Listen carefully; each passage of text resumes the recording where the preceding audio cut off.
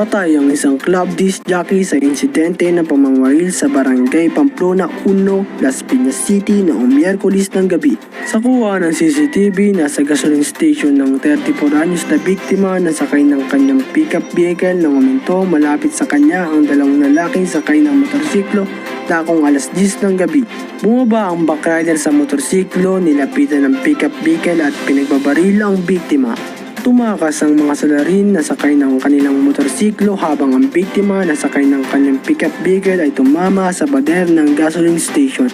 Dinala sa ospital ang biktima ngunit idiniklara itong dead on arrival. Sinabi ng ina ng biktima na kakauwi lang ng kanyang anak mula sa Malaysia at wala siyang ideya kung sino ang nasa likod ng pamamaril. Nagsagawa na ngayon ng backtracking at hot pursuit operation ng mga autoridad para mahuli ang mga salarin. Ang SSS ay nagpatupad ng 3 taon pension reform program simula Setyembre 2025 na kinasasangkutan ng taunang pagtaas ng pension para sa lahat ng mga pensyonado.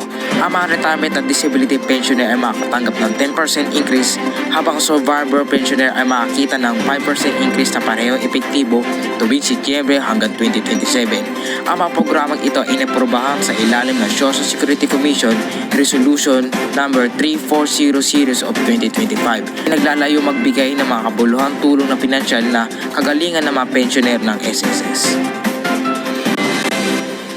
Nang aprobahan ng plenaryo ang ika-4 na impeachment complaint laban kay Vice President Sara Duterte, naarkibang 3 unang reklamo na nakain sa Kamara.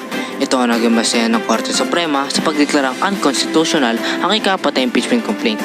Ayon sa dokumento ng kalap, makikitang December 2, 2024 nang inendorso ang unang impeachment complaint laban kay Vice President Sara Duterte. December 4, 2024 naman ang second complaint at December 19, 2024 ang ikatlo. Pero hindi na gumalaw ang mga ito matapos niyan hanggang sa umarangkada sa plenaryo ang fourth complaint noong February 5, 2025 kung kailan din na-impeach si VP Sara.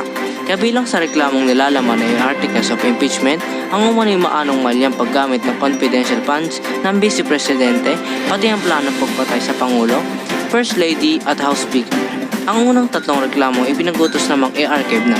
Pero sabi sa desisyon ng Korte Suprema, dahil sa ginawang ito ng Kamara, may ituring dismiss ang unang 3 reklamo.